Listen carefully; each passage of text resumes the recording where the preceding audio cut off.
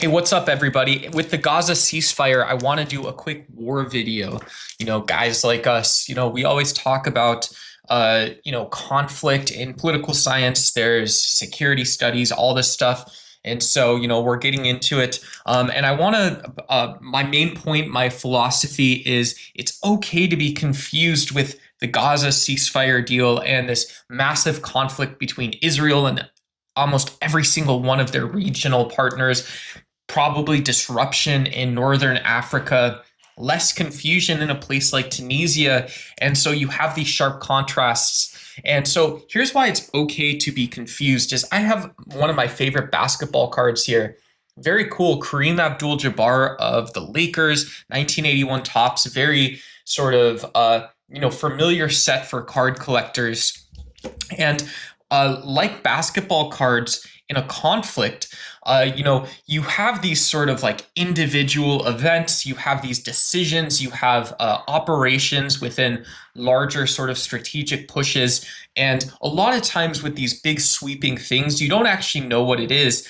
You don't know where it goes. You don't know what does 1981 tops or 1986 Fleer, a Jordan's rookie year, what does this have to do with anything else? Why are we talking about basketball cards right now?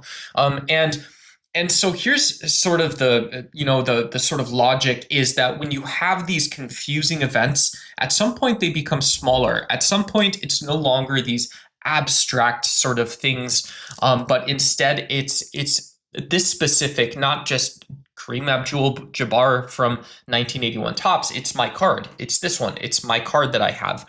And so with any conflict during these sort of ceasefire, we might say detente periods where there's going to be increased communication, it's okay to be confused. It's okay to lack perfection because we're doing something new now. And all of this old stuff hasn't been sort of clarified. It hasn't been particularized.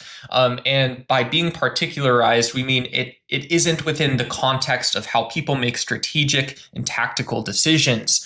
And so, there's this counterintuitive sense where, when we're talking about perhaps international justice, about this Kantian international identity, all of this stuff, it's okay to have ambiguity about some of this stuff because it clarifies over time.